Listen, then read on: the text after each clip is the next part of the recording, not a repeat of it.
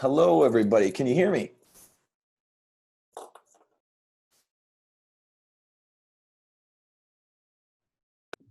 Sounds good, Luke. Excellent. Well, thank you. I wanted to take a minute to thank you for sharing some time with us today and making it part of your afternoon here for joining us for Now is the Time. Reevaluate, reimagine, and reinvent your digital marketing. My name is Luke Mays. I am a digital marketing strategist and part of the direct online marketing team. And I'm going to be here today to help with questions and work to kind of parlay those to Justin. At the end of the webinar, we are going to dedicate a chunk of time to working with you and getting into the weeds on your specific questions.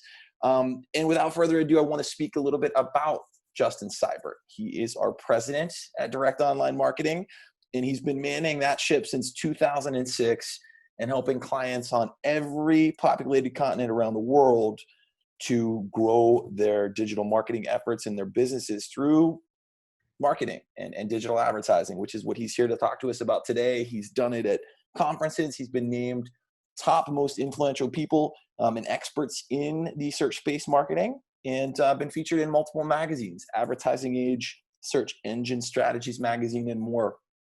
So without further ado, here we are, Justin Seibert of Direct Online Marketing. Bienvenidos. Buenas tardes. ¿Dónde está la biblioteca? Dos cervezas, por favor. Now, the good news for you, perhaps the bad news, for my last conference, I was actually giving a very similar presentation to this to the American Chamber of Commerce in Bolivia. So with that introduction, I had exhausted all but about maybe 20% of my Spanish knowledge. So I had to give the rest of it in English. But again, good news for you that I don't speak Spanish, or at least it's good news that I speak in English, and that's what we're going with today. So thank you, Luke, for the introduction, and let's get into it. Just to let you know, I'm going to go through these slides very quickly just to give you a little bit of information about us, but that's only going to take up about a minute or 2 minutes. The entire presentation is not about us or what we can do. It's about how can I hopefully share some information that you can take back and start putting into your marketing lives today to make your efforts better. So as Luke mentioned, we've been in business since 2006, and we're in the top 2% of all partners that Google works with worldwide. We'd love for you to check out our reviews online, where you can see we have 5-star ratings with several places. We do a ton of exporting. We work with companies from around the world, as well as US companies that export as well, make up a large part of our portfolio, although we certainly work with US companies that are working nationally. Give you an idea of some of the types of companies that have worked, that we've worked with and chosen to partner with us. And if you're wondering what kind of results do we have for our clients, it's a question that I get a lot of times. In other words, why the heck should I trust you? Just to give you an idea, we have an 85% client retention rate. Our net promoter scores, we just ran this week, so it's not even updated yet here on the slides, is 81%. And we do all of that. Those are much, much higher than industry averages. And we do that while everything we offer is month to month. So our clients are never locked into any kind of long-term contract. They only work with us if we can help them out. And then an idea of some of the types of results that we've had for our clients, obviously getting cost per acquisition down by 97%. In that particular case, we did it within 2 months. That's extraordinary and not the common, but across the board, we regularly have great results. And that's one of the reasons clients stick to working with us. But with that said, as Luke mentioned, we really would love to take questions. So please put questions through the chat box at any point. We're going to take questions for the most part at the end. If it is something that I spoke too quickly, or my audio broke out, or you just didn't hear that thing that I mentioned, that resource or that link, please speak up. Luke will interrupt me. I'm happy to share that with you at that point and break the presentation. Everything else we're going to save towards the end. And please ask questions, get as detailed as you like about your own individual circumstance, or if it's a general question, happy to answer those as well. All right, so we're going to come back to this at the end, but I think it's helpful to think about, we're all experiencing this extremely turbulent time right now, and that's impacting all of us personally, and it's impacting all of our businesses as well. And while it's sometimes easy to think about what I'm going through myself is exactly what everybody else is going through, that's not actually the case. And we've identified 5 different stages that businesses and organizations might be going through. And it's helpful to think about where you are in this continuum. And you may be in between these, or maybe parts of your business that fall into a couple categories. But generally speaking, you're in one of these areas. You may be growing and expanding and changing into another area. But are you fighting for survival? Are you relatively flat, maybe a little more volatile than before? Or is this pandemic, has this global situation created new opportunity for you? So we're going to get to that at the end. We'll talk about what tactics we think make sense based on what stage you're in. But we wanted to throw down some table stakes first and just make sure we're all on the same page, talk through some strategy, just in general about digital marketing. And then we're going to get into tactics as well. So the very first thing that you need to get into before you do anything else is defining your goals. And it's really important to think about what they are in the real world. There's a lot of times that we talk with people about what are your goals from this? And they might say something like, well, I want to get more Facebook likes. You can't really take Facebook likes down to the bank and cash those in and get money for them. So think through, and a good trick for you is to keep asking yourself, why? So, okay, I want Facebook likes. Why? Well, that'll mean more exposure for my business. Why? Well, that means that more people know about us. Why? Well, that means more people that have a need might reach out to us, and just keep taking that chain all the way down until you understand where you need to get to. And that's going to help you define your key performance indicators. So whatever those are for the real world, those should be for your digital marketing campaigns as well, or at least a subset of those should be for your digital marketing campaigns. In addition to that, it's always helpful to think of intermediary tactics that you might want to be able to measure progress, especially if we're talking about a tactic like search engine optimization. That's something that takes a while for you to actually see those results. So you might not see your leads and your traffic grow exponentially in the first month. Chances are, in most circumstances, you won't. But what are some of those other things that you might be able to measure to see that you're on the right track?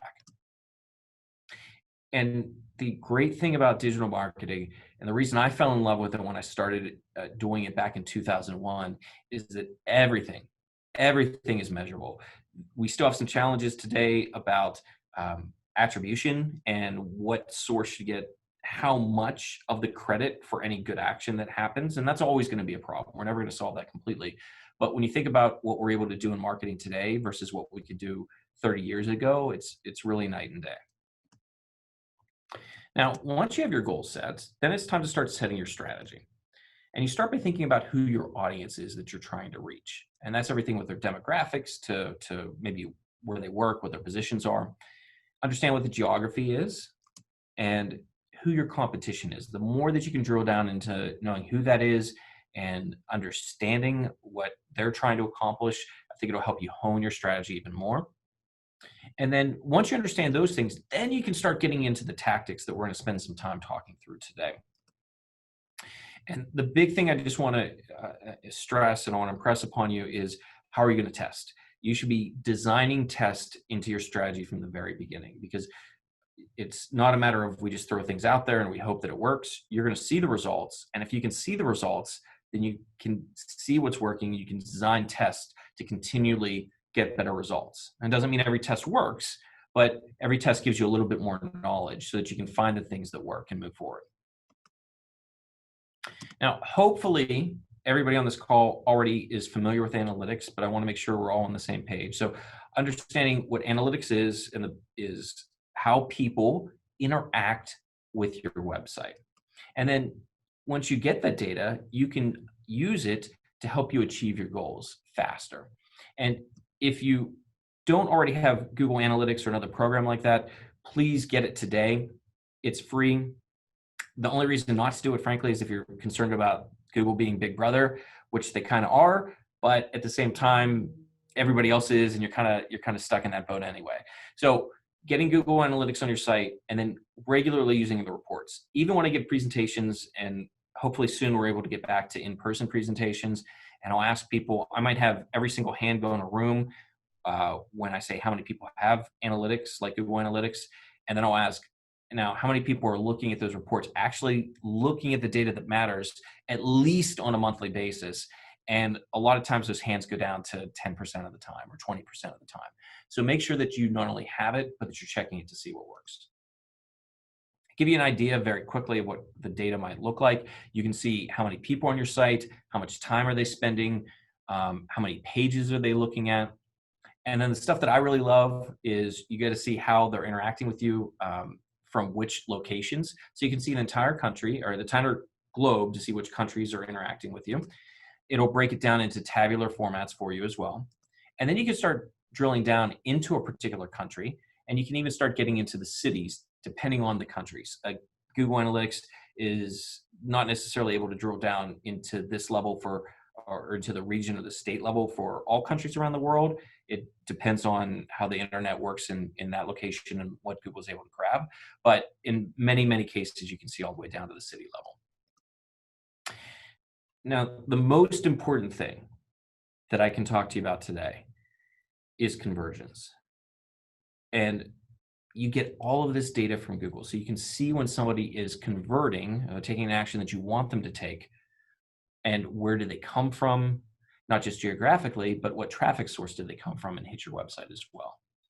And the reason I get so excited about this concept of conversion rate optimization and how do you get more people, a higher percentage of the people that come to your site to take that action, is because it's going to get more of your traffic. You spend so much time and effort on driving more people to your site. What if you can get just a smaller percentage of those people to convert? And what does a conversion mean, or what does a goal mean? Well, it's simply anything that you want to happen on your website. So that can be signing up for a newsletter, making a purchase, leaving a review, filling out a form, looking up directions, downloading a PDF, watching a video, whatever's important to you, you define, and then you can measure that. And once you start getting these better returns, again, if you spend just the time and the effort, this is the single major tactic that is least used among digital marketers, because we spend so much time on spending more effort, spending more dollars on driving more traffic to the web, to our websites, that you can spend just a little bit of time on how do we get more of those people to take the actions that we want, and you're going to get phenomenally better returns if you concentrate your efforts there. Now, there's two keys to this. There's actually formulas that people work out to determine how can you improve this. And the first is increasing incentive. Incentive is just people taking an action that you want them to take, wanting to take that action. And so if I were to tell you that I would send you a truck full of gold bars, and you believed me with that promise, you'd probably give me whatever kind of information I was asking for. And so whatever ways you can make your offer more attractive to people is a way that you can increase your conversion rates. But most of us aren't offering something that universally attractive, like the truck full of gold.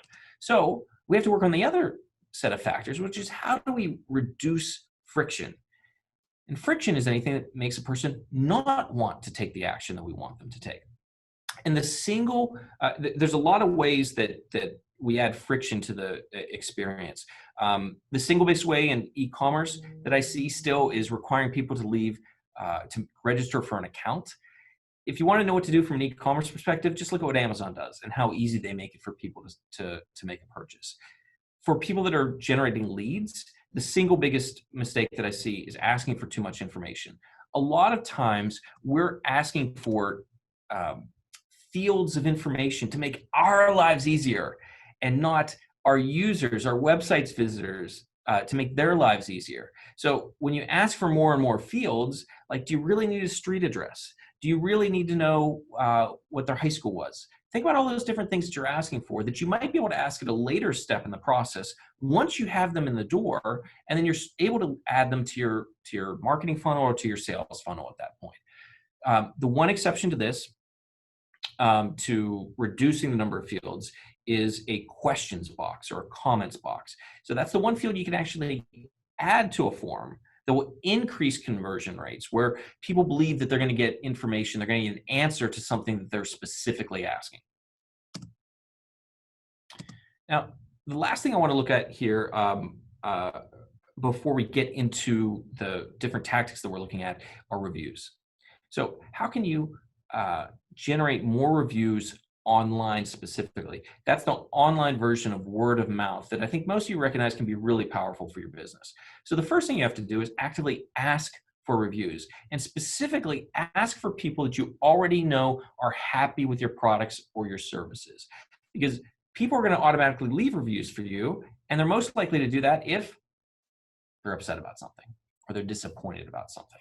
So you want to actively reach out to the people that are interested in, and happy with what you're doing. Justin, just to interject, and I apologize for interrupting reviews. I know it's important. We did have a question on the earlier topic around plans for going worldwide. So I want to save some of these for the end, but this one did pop up. And the question was, we would like to go worldwide with our services. What would you recommend? So it's kind of an open-ended question. Happy to save that for the end if you'd like, or if you wanted to touch on it now before you go back to reviews.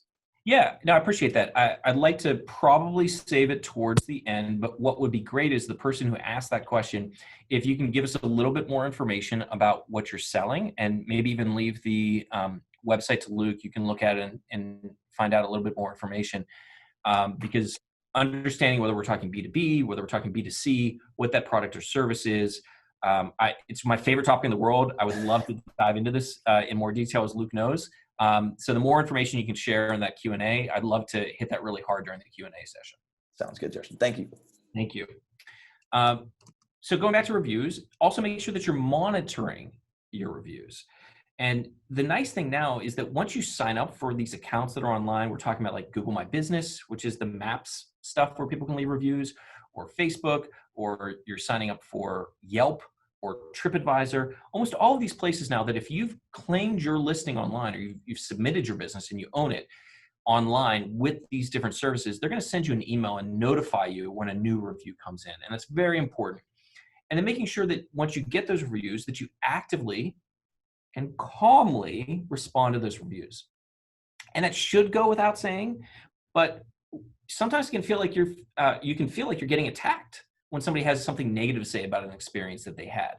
And you're worried about other people seeing that, and that can start raising your hairs and getting your anger up a little bit. So just take that step back, because understand that even if you're not able to get that particular person to come back over and win them back over, other people are taking a look at what those people are writing and how you're responding to it as well. And there's been a lot of businesses that have frankly gone out of business because they've really not understood this and gone the wrong way with it. And understand how much it can make or break you. The story I like to tell is a friend of mine had moved to Jackson, Mississippi. And when he went down there, he had to get a washing machine. And so he was asking around and said, hey, where should I get this? And they said, oh, go down to Joe's.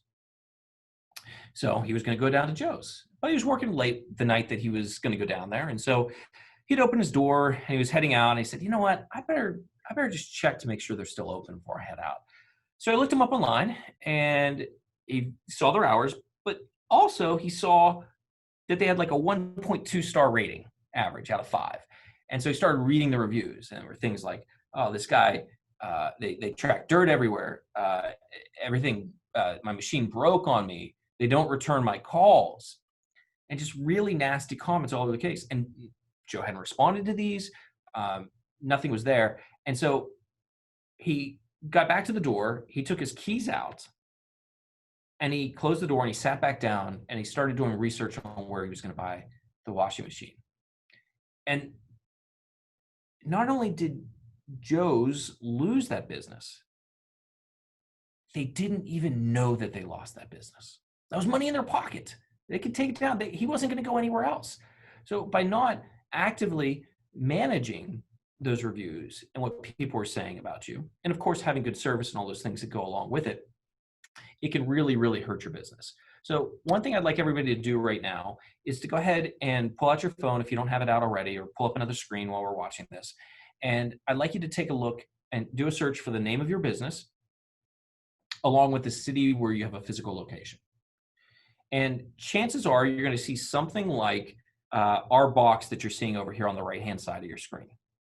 And there's two things that I want to point out. The first is looking at the number of reviews. And you can see that we have 16 reviews on this particular location for our business. 5 stars, very proud of that, and our team for doing awesome work.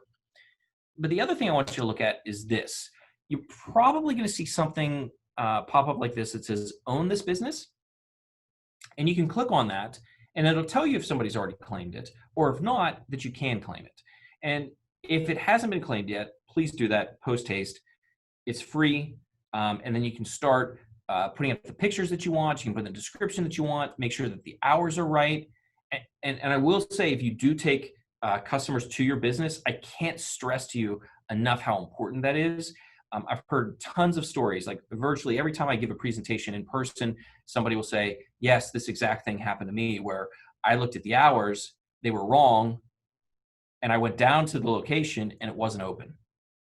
And when that happens, the person isn't thinking, oh, Google got it wrong, which they do. They're scraping information from the web, unless you put in the right information. They're thinking that you put the wrong information in there and they're upset with you. So again, take a look at this. Make sure you have it claimed if it hasn't been claimed already. All right.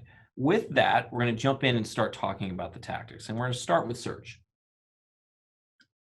And so this first part plays into the question that the person had earlier. And in all but 4 countries around the world, Google has the largest market share from a search engine perspective. And the only exceptions to that are China with Baidu, Russia with Yandex, Korea with Naver, and Japan with Yahoo Japan, which is related to, but actually a separate business from the original Yahoo. Now, even in 3 of those countries, Russia, Korea, and Japan, you can still get some sort of visibility with Google. Really, the only place where you're not is going to be in China. So there you'd want to be on Baidu, Shenma, 360, some of those types of search engines. Google was there a few years ago. They ended up pulling out. They would give one official reason, being concerned about human rights or something along those lines. I think the real reason was more that Chinese hackers had hacked into or were trying to hack into their servers over there, and they were concerned about information leaks. So they decided to pull out. I know China or Google would like to go back into China. They were discussing that last year. Word got out to their employees who hadn't been aware of that and threw up a fuss. So I don't know when it'll happen. I think Google will eventually be back in China at some point. But short version is, if your search engines are important to you, you can get coverage virtually everywhere in the world except for China, at least of the countries that you're allowed to export into from the United States. Now, why search engines? Well, it's all about intent. And people are actively out there looking for the products and services that you sell right now. And it's like they're raising their hand and saying, I want to buy from you. So TV, radio, billboards, magazines, all of these things can be wonderful. They're great ways to reach people. But search is wholly different, because you're actively reaching that person when they're most interested in what you have to offer. And they're not necessarily looking for you specifically. They're looking for what you have to offer. So it's a great way to introduce your business. There's 2 primary ways to do this. And you've seen a screen like this a million times in your life. So brought up the example here from, I believe, some Chilean results, but it looks the same no matter where in the world, whatever version of Google that you're using. You see some results at the top. Those are pay-per-click ads. We'll talk about those in a minute. Those results in the bottom, those are what are called natural listings or organic listings. The process of improving those listings is search engine optimization. And I'm going to do my best to be very jargon-free. I want to make sure I'm speaking plain English. But there are a few terms, and again, if you have any questions or I didn't explain it clearly, please reach out to Luke and he'll interrupt me. Now, what are the benefits of search engine optimization? Well, it's targeted. It drives huge volumes of valuable traffic to your website. And you're not going to pay for clicks like you would with pay-per-click advertising, although nothing in life is free. So you obviously are putting effort or time, but you're not going to pay for any of the clicks. And the big one that I don't think I fully realized for a long time, but that kept coming up over and over again as I talked with marketers, as I talked with C-levels, as I talked with owners, is that the amount of legitimacy that you get when you show up in Google for searches, and the opposite, the illegitimacy if you're not showing up in those searches. Certainly you need to show up for your name when people are looking for you, but even beyond that, I would oftentimes talk with people that were so frustrated. They'd say, look, we're a legitimate company. We're real. We have several hundred employees. We do so many millions of dollars a year in business. And then there's these guys, they're like two guys out of their garage that are operating, but yet they're dominating. They're showing up on Google. Why is Google so stupid? And you have to explain to them, well, how can you compete? But the point is, to the person that didn't know those differences, which is what a majority of those people are when they're searching for the services or products you offer, they're going to believe that the companies that are showing up on Google are legitimate. And we'll talk a little bit more about Google's formula and how it's trying to match the real world these days as much as it can. Understand that Google will make changes to its formula. We'll talk about that, but it is longer lasting than pay-per-click advertising. And then you do get data. So you're going to know what works or what doesn't work. Now, what matters to Google? What matters to me is my family, right? These are my kids. And Google has something that's very important to them. It's a little bit different. It's not looking stupid. It's making sure that it gives a great user experience to people. And a lot of people say in the SEO industry, search engine optimization industry, they're going to say, what matters to Google most is user experience. So really, SEO is optimizing your site for that user experience.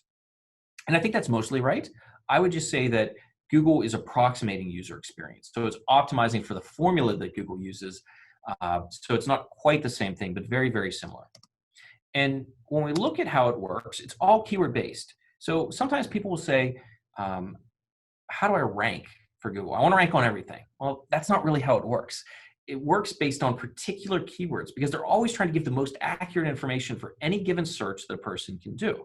So you're going to try to rank individual pages of your site for 1 to 2 to 3 keyword variations. So if you want to rank on a ton of different things, you need to have a lot of content on your site.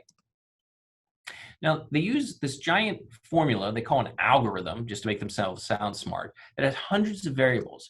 And they change those variables more than once per day. And they don't tell you the details about those variables, but we know that they fall into one of 2 categories. And I think it's easy to think of them in this way. And the first is authority factors. And those are things that are primarily on your site and that you have control over. We're going to go through a lot of those here in a second. But if you have full control over those factors, then it'd be easy to game Google's system. So they're also looking for credibility factors. Why are you legitimate? And so they're looking for things that you don't have full control over that are primarily happening off of your website, such as links back to your website, social media mentions, things like that. We'll also spend a little bit of time in this presentation. So I am dedicating more of this presentation to SEO because for a lot of you right now, that's the tactic that might make most sense. It's also the tactic that I get the most questions about typically in presentations. But if you have questions, happy to answer them about this or any other tactic. Now to start, it's always important to make sure that your site is error-free as much as possible, that it's technically sound, that there aren't a lot of warnings, that pages are found. You're not getting that, oops, 404, can't find this content type of error, that you have quick code, that it renders very quickly. And this is one of the major points that Google made a few years ago about trying to get websites to speed up, try to get the internet to move faster. And this statistic, there's several of them out there, but I think it's really important. Originally, the one that opened my eyes, and this was a decade ago, Amazon found that for every 1/10 of a second slower that their site loaded, they would lose 1% of sales, just for a 1/10 of a second. And obviously for Amazon, 1% is just an enormous, enormous amount. Akamai came out with a study 3 years ago that provided similar types of information that was looking at landing pages. And then this is one that came out from Google at the end of 2018.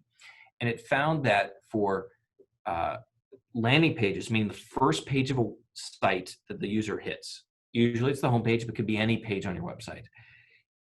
If instead of loading within 1 second, it takes 3 seconds to load, the likelihood of a bounce, meaning the person looks at that page and that page only before leaving, increases by 1/3. If it goes from 1 second to 5 seconds, it almost doubles.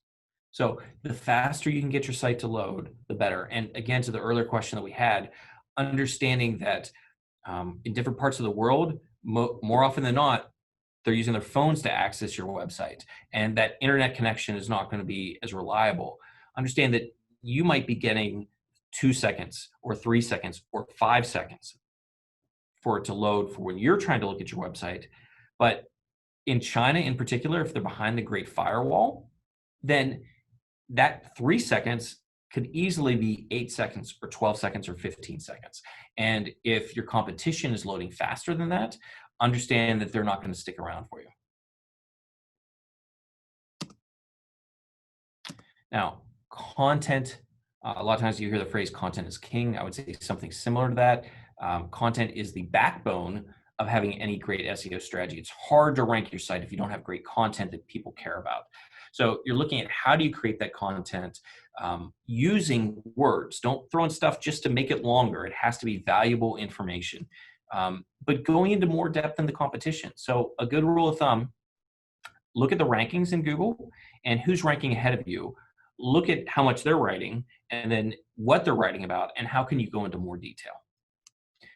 But the big litmus test here is just asking yourself, are you interested? Would you read it? Would you share it? And if you're not, other people are probably bored. I would also caution that sometimes when I talk with people and they get really nervous about this, and I say, well, what do we have to write about? We're not in a very sexy industry. And to that, I say hogwash. You have information that people are keenly interested in. And so how can you provide that information to them? In a lot of cases, how can you provide a perspective to them that enriches them, that gives them that valuable information? They're looking for that information. And if you're not providing it to them, you can guarantee that somebody else is. Now, also very quickly, just understand that we typically talk about those web rankings, which are the homepage of Google when you start seeing those results. But there are the other tabs at the top, and they'll also sometimes embed other results like images, like video, like news results, like the map results that you see. So understand there's different ways that you can rank in Google and all sorts of different ways you can optimize, and happy to go through questions at the end as well if you want to talk about any of these in more detail. Now, we talked about how important keyword optimization is and choosing the right keywords for your website. And so what are the factors that you're going to look at? Because there's tons of data out there that you can see. Well, you want to make sure that's related to what you're talking or to what you're selling, and that there's enough volume there. I could rank for greatest SEO presentation given online on June 4th, 2020. Awesome. But what does that do for me? Nobody's ever going to search for that. So there has to be enough volume for it to make sense. But on the flip side, is the competition realistic enough? If you're trying to rank for jeans, and you can do that if you're Levi's, but if you're a local shop that's doing that, it's going to be a lot more difficult for you. So what's realistic? Finding the balance between those two. But then the most important one is conversions. And if you ever watch Scooby-Doo, this is what the gang would call Clue, given that it's in blue. It's the single most important thing.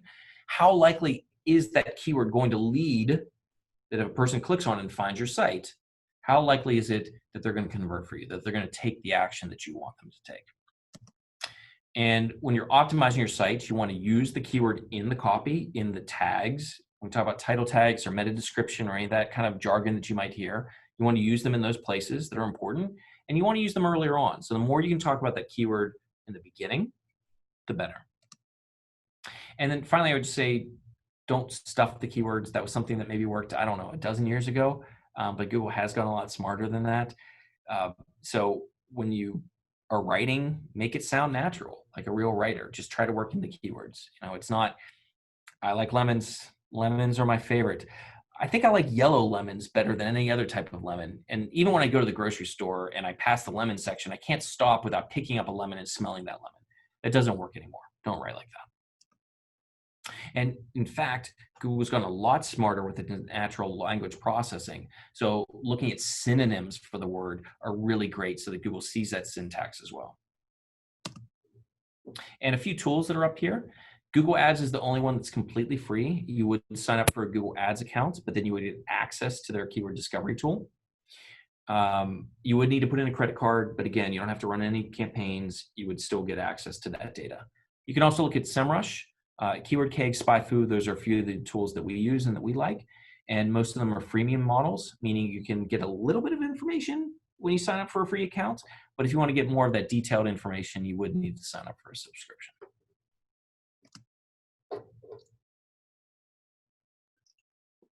Now, given that it's lunchtime and I haven't had my lunch yet, I'm looking at this guy wondering what he had to eat because I want some of it. But when we talk about how do we make our users satisfied, the people that come to our websites, there are a few basic tips that I think that we really need to follow. The first is making sure that information is really easy to read. So a lot of times web designers, and bless them, I love web designers, but they are constantly designing things for the web and they get bored because they're creative people and they want to try different things. So they want to do things like, hey, well, let's make it look really modern and slick. And so we'll do like this kind of light gray text on a white background. Don't do that.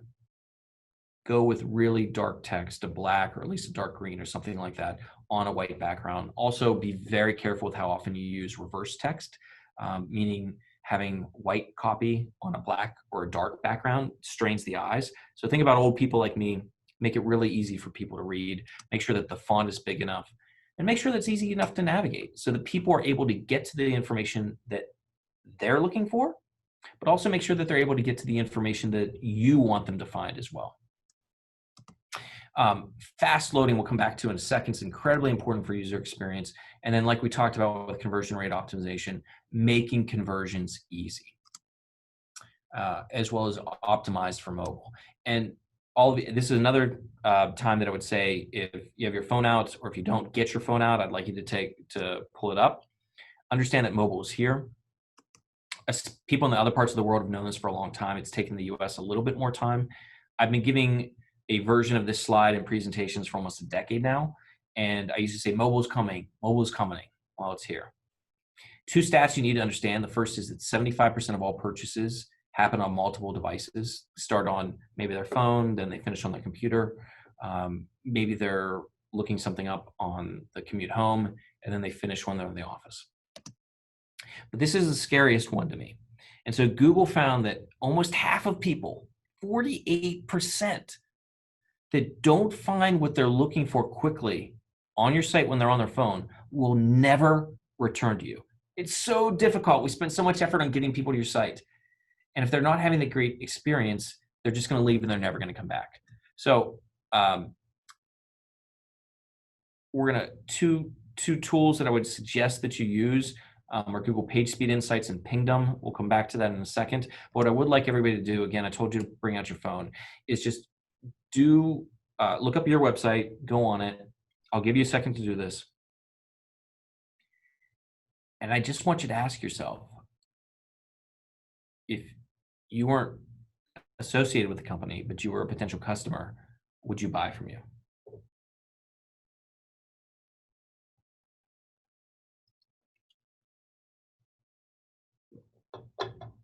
And I like this part of the presentation when I give it in person for two reasons. One, it gives me a chance to drink some water like I just did. But the other is looking around the room. And I never embarrass anybody, but it's great because you'll see people sometimes with looks of utter despair on their site about their performance. And the good news is you have a chance to fix it, but just be very realistic about where you are right now with your website performance on somebody's mobile device. Now, with third-party vouching, that's the credibility factors that we talked about before. Primarily, those are links on other sites, those things that are blue and underlined typically that somebody can click on to come back to your site. We want to build those up. And there's a number of different factors that we look at. So we want to see how many links are there. Are they coming from separate websites? Are they relevant? Are they quality sites? It's great to have links from several years ago, as well as to have links that have been established recently. And it's great not to just have links to your homepage, but to interior pages of your site as well. Beyond those links, mentions are awesome. Like if you have a great PR effort and you're getting articles placed in the New York Times and the Washington Post and the Wall Street Journal and places like that, they may not link to you. But if they're still talking about you, Google's recognizing that and giving you credit from it. And finally, social media matters as well. Google has said that it doesn't officially look at social media and doesn't factor that into the rankings, But if you would ask most search engine optimization specialists, they would say that they believe that social does have an impact, even if it's indirect. More people talking about it, more people visiting, Google seeing those stats, they're seeing people stay on the site, they're checking it out. That's going to help your SEO. Now, that's the SEO portion. Again, happy to answer any questions about this. Want to dive into the PPC side of things. I see a question came through, Luke. If that's appropriate now, definitely feel free to interrupt. But otherwise, on the PPC side, like SEO, it's all keyword based. So you're choosing which keywords or what things people would type in that you're willing to pay Google for. And you're going to pay only per click. I like to think of it as a doubly targeted ad, because the person first has to type in something related to what you're selling. And then they have to look at all the information on the screen and decide that your ad is the best information for them. And only then will you pay. And that click cost can be anywhere from a penny up to close to $1,000. It depends. It's always an auction, but you also always have control over it. And you can choose how much you're willing to pay. Just to give you some sort of idea, I would say that we have clients that average sub $1. And if we are talking across the world, there's a lot of countries where it's sub 20 cents. And then we have other clients that might be in more competitive industries that average might be 20, 30, 50, 80 dollars, something along those lines, if that just helps you give some sort of range of what it might look like. Now you get to choose a ton of targeting factors, like how the person has interacted with your site before, some basic demographic information, what day of the week, what time of day, and then you get to measure the results in real time. You could literally have ads up this afternoon. I would not suggest that if you haven't done this before, you want to think through your strategy before, but it is a very, very quick acting thing. And Google Ads is the platform. If you're already doing Google Ads and you're looking to expand in the US, you probably want to consider Bing Ads. That'll show up results on Bing, on Yahoo, on DuckDuckGo. In other countries, there are other platforms that you'd want to look at. We showed up Korea before, like Yandex, or excuse me, like Naver and Daum. In Russia and some of the former Soviet countries, you might look at Yandex. Again, in China, it would be Baidu, in Japan, Yahoo Japan. So you can look through these different places. But in most places in the world, you can get some pretty good coverage with Google Ads. And what are the benefits of PPC? Well, again, the ads go up immediately. You're only paying when somebody actually clicks on your ad. We talked about the targeting options, but you get so much data that you can consistently run testing and see what works and how it can perform better for you than it does today. Moving on to social media, we're going to talk, I think most people at this day and age have a pretty good understanding of social media overall. So I want to focus just on the advertising aspects of social media. You're probably aware already, if you're doing social media for your own organization, that unless you're really, really good at it and have tons of followers that are very interactive, most people, even if they've liked your page, if they're following your account, aren't seeing your updates. They're not seeing them very often because Facebook and LinkedIn and Twitter have all optimized their feeds so that they're trying to show you information that they think you'll find more relevant. So it's harder for your message to get through unless you're boosting those posts. And there's other types of campaigns you can run that we'll talk about, but that boosting is important. So just in the interest of time, we're going to focus on Facebook and Instagram. They're tied together. And we're going to talk about LinkedIn as well. So in general with social media, this is the number one place to start, is you have to understand the demographics of who you're trying to reach. And that's going to tell you which platform to be on. If you're trying to reach 18-year-olds in Peru, you don't want to be on LinkedIn. It's really not going to be the right place. And if you're trying to reach people that are much older, it's interesting when I first started talking about this, you would say, well, not on Facebook or not on Twitter. Well, now those are places where older people have flocked to, but younger people have gone to Instagram. I think you really even saw this in real time with the pandemic that we're dealing with right now, where I don't think TikTok was anything except very young people. And then because people had a lot of time, they were at home, you saw TikTok's usage explode. Now, we talked about this in the beginning a little bit, making sure that your real world goals match your campaign goals.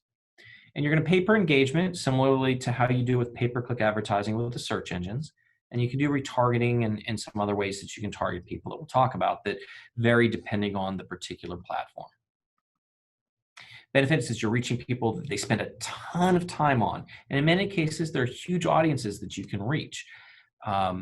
You can target what they like, who they are demographically, how they interact with things socially.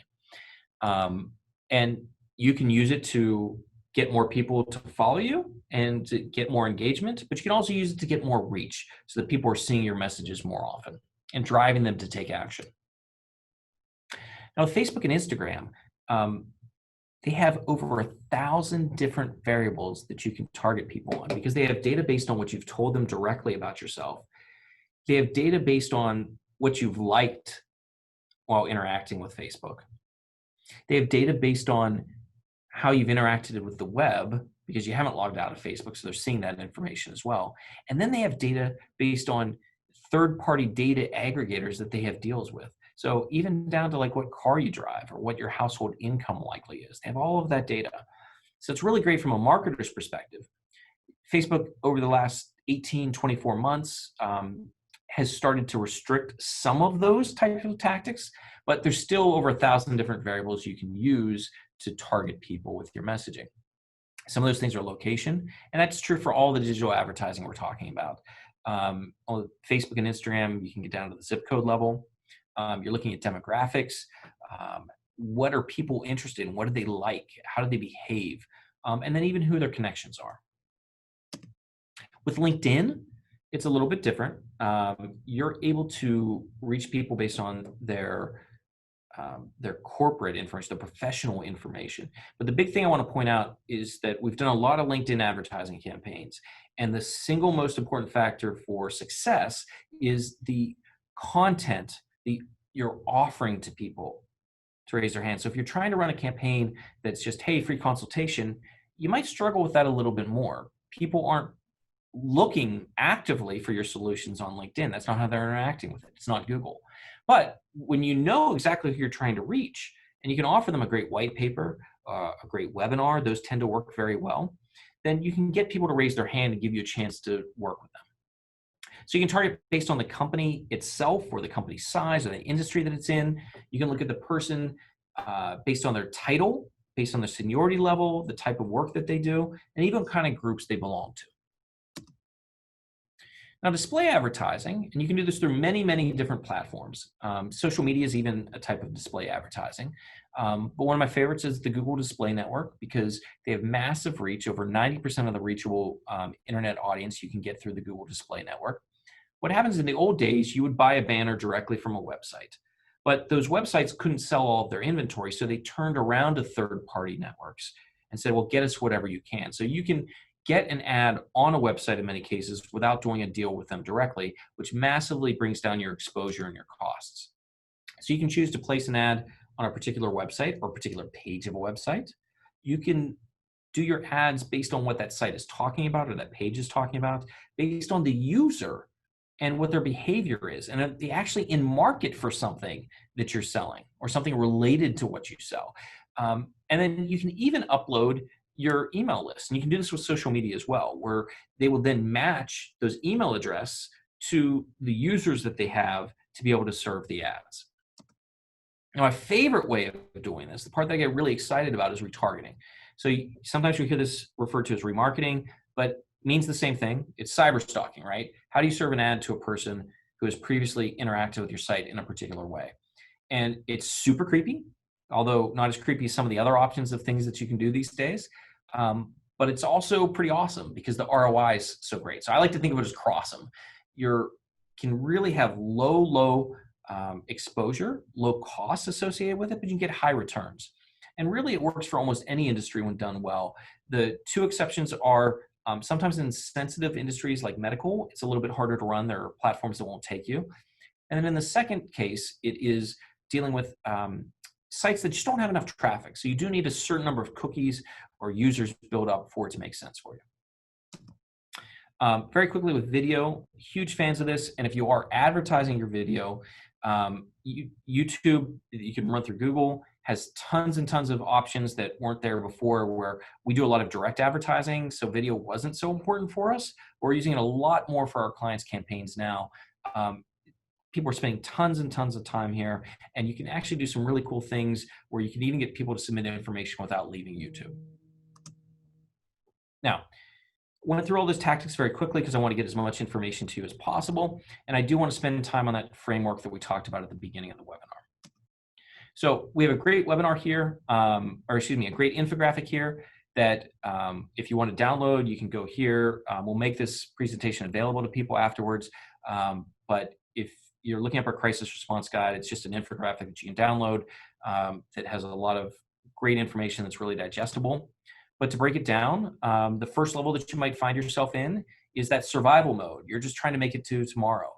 And in these cases, we'd recommend that you pause your advertising. You want to start identifying what's going to produce revenue in time.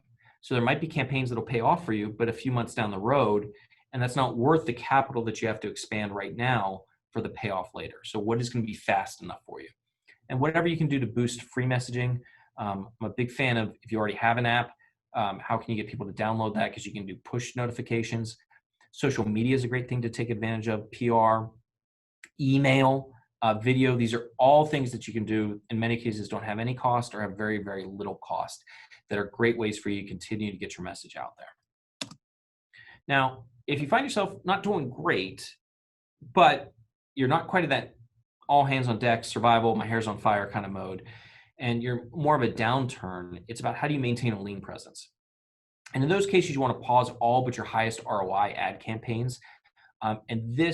The reason I spent so much time on SEO, because I think this is the bucket that the majority of people, or at least the largest percentage of people that I speak with, are finding themselves in this case. And they're saying, okay, well, what can I do to build myself for the midterm and the long term? And that's really SEO. How do you create that great content that SEO is going to take a little bit longer to produce results, and it's going to help from a user experience standpoint. So spend time on that right now. I do like e-commerce advertising and PPC advertising, but just on those things that are most important that you have to offer right now. If you're in a flat space, maybe it's a little more volatile than normal, but you're doing pretty much the same revenue that you were doing before. Start thinking about what different opportunities that you have, as well as what challenges that you need to address. And you might be responding by offering things that are entirely different than what your regular business model are, or that are slightly different. And you want to make sure that you're advertising, getting the word out about those things.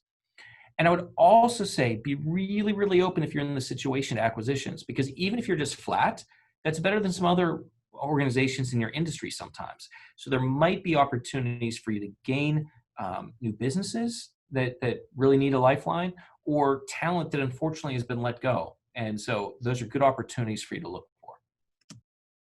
If you're finding yourself in the position where things are gaining, it's a little bit similar to that type of situation. But I would say also, you might want to focus a little bit more on attaining market share. And to do that, you also might want to say, well, traditionally we have a cost per acquisition model of $50, whatever it is. Well, now maybe it makes sense to take that up to 70, because we want to get that more of that market share. We're willing to spend a little bit more money. This is where you can start getting a lot more aggressive in PPC, in e-commerce advertising. If you have a physical product that you sell online, and definitely with display and social media, boost that brand, boost that awareness. And if you are one of those opportunity or positions where you have tons of opportunity for explosive growth, that this has created that opportunity for you, you want to act as quickly as possible, because maybe this is something that will change your business forever. But in a lot of cases, you'll hear stories of how do businesses gain a lot of new opportunity for a very short period of time. So you want to make sure you're taking advantage of it while you can. I remember campaigns that we worked on when the bird flu came out several years ago, and we sold out all of our clients incredibly quickly, as fast as we could. And then it was shut off the campaigns because we literally can't get it anymore. And so that particular client had their exposure limited because they couldn't create anymore. But there's other ones, other companies sometimes that continue to run them. But whatever you're going to do, make sure that you hit it as hard as you can in the beginning. Amplify your messaging everywhere. I'm a big fan of promoting your charitable activity here. Make sure people knowing the good work that you're doing. And definitely publicize job openings. Let people know that you're actually hiring in these situations. That'll go a long way from a credibility standpoint for you. And then the one area that I would point out specifically for this is make sure that you're posting on job boards. And I would specifically recommend that you take a look at Glassdoor. In many cases for business these days, Google loves that site. It's a site, if you're not familiar with it, where employees can leave reviews about working there. And Google a lot of times will list Glassdoor as one of the top sites when people search for your company name. So if you haven't checked it out yet, now's a great time, regardless what stage you're in. See what people are saying about you. You can claim your listing and encourage your employees to leave reviews. Leave honest reviews. Don't ask them to say something that's not true, but encourage them to leave those reviews. I would say that we constantly, for us, when we're hiring, we get feedback from people about those reviews, and say that that was a reason that they're willing to talk with us and they'd love to learn more. So with that, I'll just make this special note before we get into the Q&A.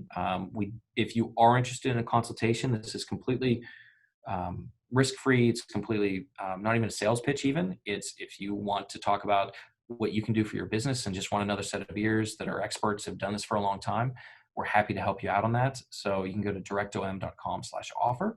And if you fill that out, we'll get back to you. We'll set up a call to learn a little bit more about what your situation is, what your goals that you're hoping to achieve. Then we can go back and do a little bit of research and come back and give you some recommendations. So please check that out. And with that, I know that we went over a lot of information. I'm willing to stay on until we have all of our questions answered, and we'll make sure that there's a recording of this available for everybody, that if you have to pop off, that you're able to go back and get those, but would love to take people's questions now. Awesome. So thanks, Justin. I'm gonna do these in order to be respectful of the questions. And the first one that came up outside of the bigger question that I shared earlier was something you sort of touched on earlier a little bit, but if you wanted to dive back in or revisit that slide, the question is, what programs do you use for identifying keywords, Google Trends, things of that nature? So I think you shared that. I don't know if you wanted to expound on that at all or talk specifically, and feel free to, yeah. No, I appreciate that. So Google Trends, I would say actually was, I'm glad somebody brought that up. Our Google reps have said specifically that Google is putting all of its data right now into Google Trends. So when you're looking to see what's hot right now, Google Trends is a great place to do that. Understand that it's going to be a little bit more limited. So when you're looking at Google Trends, that's going to be for higher volume keywords, but you can see stuff broken down by country, by region, and you can see how it's changed over time. So huge fan of Google Trends. Thank you for bringing that up. If you are trying to dive into getting a little bit more data on keywords, the bottom three I like here a lot. I would say that I'm personally, SEMrush is my favorite. I think Keyword Keg provides you a little bit of a different angle and worth looking at as well. SpyFu is more about what are your competitors doing. And I think that's really good. It's always important to know what that data is, but I'm also of the school of, well, if your friend jumped off the Brooklyn Bridge, would you do it too? So just make sure that you're using that as a data point, but understand that you need to make sure that it makes sense for your business before you would go with it. I like Google Ads in that it's free just by creating that account. I would say that the data that it has in there, even though there's a lot of great ways to break it down, it isn't as maybe reliable is too strong of a word, but isn't quite as strong as it used to be, as it was several years ago. But I think if you're looking for a great place to start where you're not paying money, I think Google Ads is a great way to go. But if you have the budget for it, I'd say SEMrush would be the next place I would look. Awesome. Well done. So this next one is a big one. It's an awesome one though, and I wanted to save it to the end. But I think there's a lot of touch points here with what you discussed today. So the question is pertaining specifically to heavy manufacturing, right? So the steel industry, specifically B2B, domestic with a little bit of international, and basically, touching on what you've discussed here today, they've suffered as well in terms of kind of panic within the industry, specifically within that heavy manufacturing space. And they feel a little bit behind with the times in terms of, having a strong presence previously and now with some of these pivots, website design, search engine optimization, how important, the question is really, how important is it if sites serving these markets and are a little bit more data driven, aren't really selling products, right? But more information. So the site, the intent is on the information for the products, not necessarily selling them directly. Any suggestions there? Yeah, so great information. There's a couple things on that. First, we do a ton of or a ton of work specifically within B2B and in some of those industries like you're talking about right there. Um, and I would say that it's incredibly important. And maybe several years ago, it was you would maybe only have the first person that's maybe younger that was checking stuff out online, looking for information. But you're seeing that more and more now, where virtually all the conversations that I have with business owners and with CMOs and heads of sales in those organizations, they're saying, yeah, we've really been behind the times and we didn't realize it wasn't important before, but it's important for us now. So that's them telling me that information. So I think it's important. Always you have to look at your own situation to weigh what's most important. But specifically around the content, it's really important for that because people are checking out that information. So understand that that's helping your sales process. Even if you're not selling it directly online, people are going there to get more information because they don't a lot of times want to reach out to you. They want to be able to find that there. And if they can have all the specs, if they can see why your company is differentiated, why you're better, examples of projects that you've done.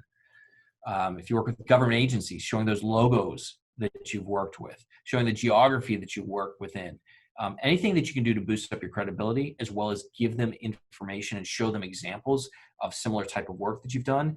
All of that is kind of like a silent sales helper that you might not see, but absolutely has an impact on you. Awesome. Great. I've got another one here regarding specifically kind of your feedback on videos or blogging, right? So the specific question is, are videos or blogging more relevant for SEO? I mean, it's a big one, but in terms of SEO, how would you rank those and how do you see those fitting into the equation? Yeah, so let's take videos separately for a second. I'll start with blogging. And there are definitely some SEO people out there that say that blogging is critical for SEO. I don't think that's the case. I don't say you have to blog. And one of the reasons I say that is, number one, we've had success and we've seen other sites have success without it. But number two, sometimes you see a person or a company say, well, we have to blog, so we're going to blog. And then they're just putting out garbage and their heart's not in there and it just feels like a giant chore and they hate it and it's not good. And that's not going to help them out. And it's not going to help out if you're inconsistent with it and you're not putting up information regularly. So you have to be doing it for the right reasons. Having said that, blogging can be awesome for SEO. I'm a huge fan of it. And part of the reason is you're constantly putting out different content, usually on a niche subject, like a very specific part of what you do or something that's related to what you do. So you can start ranking for a lot of these very specific things. So we didn't talk on the keyword section about short tail, which means a keyword that maybe only one or two words has a lot of people searching for it, broader, versus long tail, multiple words, very specific, smaller number of people searching for them. And blogging can be great for those longer tail keywords that maybe individually don't have a lot of people searching, but if you continue to have a great track record of blogging, then you can rank for a lot of those different long tail keywords and have success. And what I love about long tail keywords is a lot of times they have a higher conversion rate because the person's oftentimes further down, the sales funnel, and they're closer to making a decision. They're not really in the general research mode. So huge fan of it if it's done for the right reasons and you optimize correctly. Video's been on the come for a while. I love video. And I think that I know that there are specific ways that you can optimize for SEO. And if that person wants to follow up, we have I think 2 blog posts that I can send you with some information around that. But even beyond what you can do to rank and how you can rank your site better by embedding that video and how you can rank just within the video showing up in the results within Google, video tells such a great story when you do it. And you can further along for people that like to consume content that way, the message that you're trying to get across. So I think using that video everywhere you can, not just for SEO purposes, but using it in your social media, embedding it on pages on your website, and optimizing it specifically for SEO, all incredibly important. So I'm a huge fan of SEO. I think it's also, video. I think it's easier to do today in many regards, especially today with the pandemic. I've been doing a series of videos on LinkedIn, and we're going to continue with those. We're going to do them a little bit differently based on what we learned, but we were trying to just give out as much information we could to help people out. But I'm bringing up this example because people are a lot more lenient of video right now, that it doesn't necessarily need to look commercially produced. So you can do video on your own, or do it with somebody that knows what they're doing a little bit, as opposed to going outside. No doubt a professionally produced video is amazing. And if you can afford that to your budget, awesome, do it. But if not, you can do something that, as long as the lighting's good and the sound quality is good, I think people are willing to forgive it not looking super professional. Awesome. And I think this is a great dovetail to that response, in terms of, your thoughts and feedback on the two big gorillas in the room, right? Vimeo and YouTube. Yeah, another thing that we blog post on. So um, they both have their benefits, and I'd like to know a little bit more about the usage and the length of videos that the person's talking about. But we would say that we think in an ideal world you do both. But we'd say at minimum we like YouTube, and if we have a default for YouTube, it's just that YouTube's the #2 search engine in the world. So being able to be found specifically within YouTube when people are searching there, I think gives you benefit. Google is going to prefer YouTube content over Vimeo content when it does its own video results. So we like it for that. Vimeo gives you a little bit more control. There are some video SEO experts that would say that Vimeo allows you to do a little bit more optimization when you're betting on the site. And I do like it from betting, absolutely, for sure. But so that's probably a Weasley way of getting out of the question by saying I prefer to do both. But if it's a short enough video and you could only choose one, I guess I'd say YouTube. Awesome. That's a good one. And I wanted to kind of double back, if we could, above and beyond that. This is kind of a broader question, but I think you have some more information to share here as well, definitely around metrics. So in terms of setting up dashboards for search engine optimization, right? Those are going to be different depending on what you're looking at. But overall, what are some key metrics that you think are best to include within those dashboards when you're looking at SEO? Yeah, I think it depends a little bit on what your role is, right? So my answer is going to be different for a CMO than it is going to be for somebody that's a practitioner that's dealing with it on a regular basis. Let me start at the CMO level. Most people are doing SEO to get more quality traffic to the site to take an action that they care about. So starting with what are the conversions you're getting from SEO and how are those fluctuating? Then you look at what's the amount of traffic you're getting to the site. How is that fluctuating, or specifically organic traffic to the site? And then maybe looking at another couple things that are like maybe total number of keyword rankings, like in the top page of Google or the top 10 pages of Google.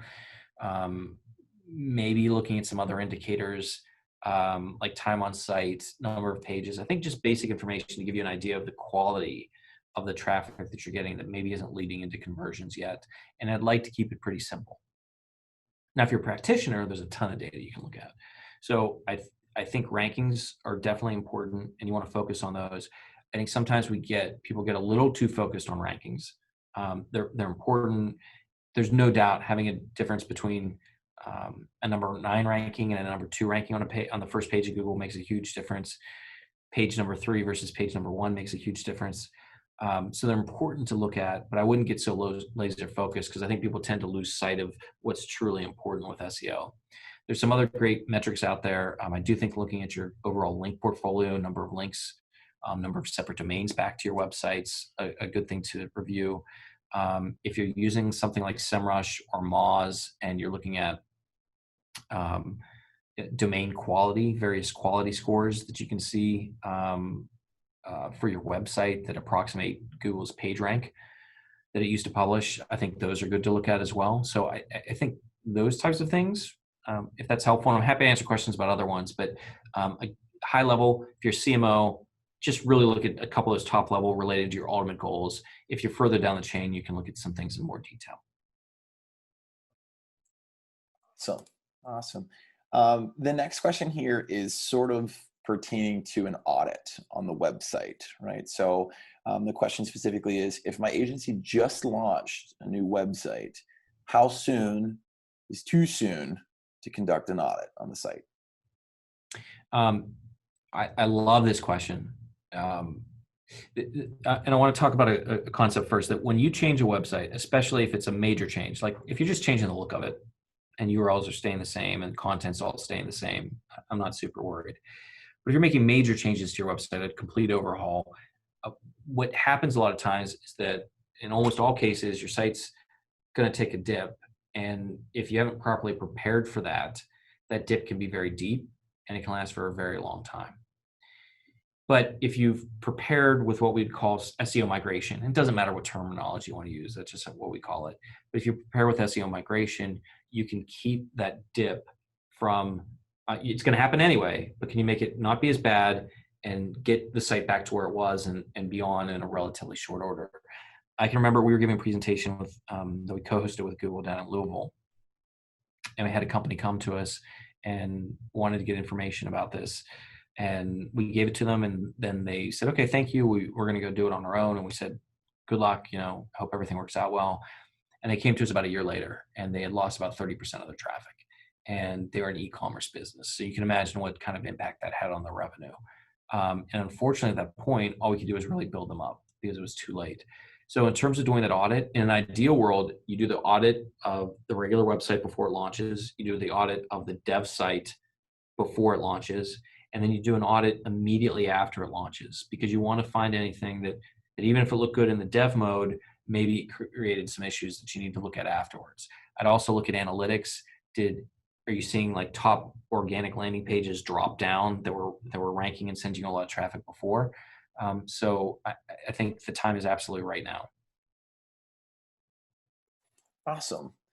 I wanted to double back, and this is a big one, but I did get a little more information around my abrupt interruption earlier around worldwide services. So the company is a financial services company that's in the SaaS space. And I think that their question is pertaining more to just a general approach. I know you've really given a lot of awesome information around kind of exporting and best practices around a worldwide approach, but what would you suggest in terms of things to consider when looking to go worldwide with service, and kind of what would you recommend starting with? So I'm going to try to give the briefest version, which I'm not always good at, but I'm going to give the briefest version I can to answer this question. And then I would point out that I'm happy to have a follow-up conversation or even point you to some videos that I've done, because I've done several of these videos recently that dive into a lot of detail. First, let me give you some things that don't have anything to do with digital marketing. There are some resources. I would ask your U.S. commercial service representatives. Find out, it is my favorite federal agency of all time. It's actually revenue positive for our country. And their goal is to help U.S. companies export. So you have some representatives in your location, and you can look them up online. They'll tell you where to call, that exist for no other reason than helping you out. And I worked with them from all over the country, and they have some absolute superstars there.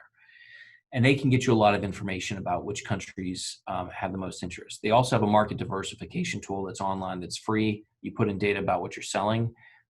It's a little bit better for products than it is for SaaS, so that might not be quite as good for you as talking to the U.S. commercial service themselves. But for the rest of you, I'd recommend checking out that tool. Depending on which state you're in, usually states have some sort of development office that specializes specifically in exporting. Again, similar type of situation they're looking to do to help you out for free. If you were selling manufacturing, I'll just share this, and it's not your situation, but heavy, large purchases that you have heavy upfront costs. For anybody in those situations, I check out the Exim Bank. There's ways that for a very small amount of money, you can get a 90% guarantee on what you're doing. But the last one I'd mention that would be helpful for you as well, potentially, is the District Export Council. There's a national one, and then most states, and even sometimes subsections of states, will have their own District Export Council that are made up of exporters themselves, as well as some export providers. I sit on the West Virginia District Export Council. And again, like the other places I mentioned, their whole goal is just to help out their exporters succeed. We don't get paid. We just want to see other businesses do well and have success overseas. And we've been in the trenches. So I think those are great resources. Specifically online, three that I'll mention very quickly. I would look at the Google Ads keyword research tool that we talked about before. You can see what demand looks like in particular countries. I'd look at Facebook and LinkedIn as well. When you look in there, you can start building campaigns based on, in Facebook case, likes and demographics. In LinkedIn's case, the number, their professional information, and they're going to tell you what those audience sizes look like. With Facebook, that's good for most regions of the world. LinkedIn, it is going to be more subjective to how many people are adoptive and actually using LinkedIn in that particular country. But I think those are great places to get a ton of data. And I'm happy to go into more detail. I have a lot more we can talk about. Again, I love this subject, but hopefully those are some good starting points for you. Awesome.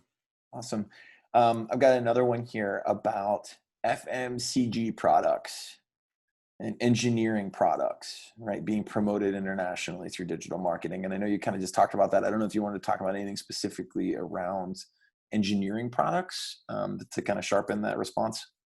Yeah, and so I think the first acronym, I think another acronym for it is CPG, consumer packaged goods. And so I would look at consumer packaged goods and engineering being completely separate in terms of what tactics you would use, or at least strategically how you want to use them. Looking at overseas for CPG stuff, definitely display, definitely video, definitely social media. Go really heavy into those. What you're trying to do is create as much brand awareness as possible.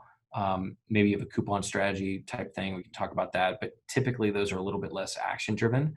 With engineering, huge fan of Google. And LinkedIn, again, depending on the country, can be really great as well. So those are the first two places I would start. We've done international engineering campaigns, had a lot of success. One company, it was for them, they weren't looking for more work. They just wanted more profitable work in the areas they wanted to work in geographically. We were able to help them achieve that. So those are the first two resources I'd start with or consider tactically for engineering overseas. Awesome. This is a good one. In terms of Google 360, and this is kind of a broad one too, how can we utilize Google 360? So maybe to make that a little more useful for everybody in terms of maybe talking a little more about leveraging Google 360 and where you think that comes into play from a strategy standpoint. Yeah. So Google's developed this kind of suite of services they put, or suite of products that they put under 360. So there's Google Analytics 360, which is a much more robust version of their free Google Analytics platform. That's great. And if you're a really heavy web user, you do a ton of business online, e-commerce, it's probably worth checking out. It costs you about 10 grand a month, and you got to commit to a year. So just understand you're looking at a pretty robust offering there. The 360 in terms of Google Ads, I actually get a lot of questions about this. I don't know if they're doing more marketing around this or what's happening, but on the ad side of things, it's the replacement for DoubleClick, or at least the rebranding of DoubleClick, and it's really meant for huge advertisers that are trying to do stuff at scale. So, like if you're spending millions of dollars per month, think that kind of scale for ad campaigns, and you're able to bring in like Bing ads and these other platforms, and you can manage it all within that platform, so that you can do a lot more without having to try to go into a bunch of different places or have your own homegrown kind of solution to that. So I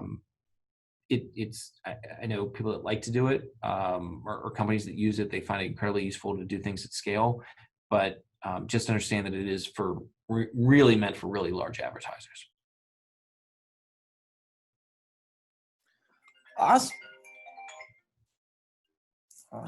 I think that's great. My Macintosh is ringing because it's connected to my phone, so I apologize. But I think that may be it for questions. I want to do a final call here and see if there's any others. We do have some time left over, so I don't think we have any left. to answer, but I did want to give everybody a second or two to submit any additional questions they might have. Okay. And Luke, like I'd say, I'd follow up as well. If people have questions, definitely feel free to reach out. Please find me on LinkedIn, Twitter. I'd love to connect with you. My email address is just justin@directom.com. And then there's also, again, on this page, the offer page that you can reach out. But if you have any questions, we're here just to try to be a resource and help everybody at this time. We'd love to be able to do so. Awesome. And no more questions here. So I'll close it out there, Justin. Thanks. Okay. All right. Thank you, everybody, for attending. We really appreciate it. And I'd ask everybody to please be generous in giving and accepting help. Have a great day.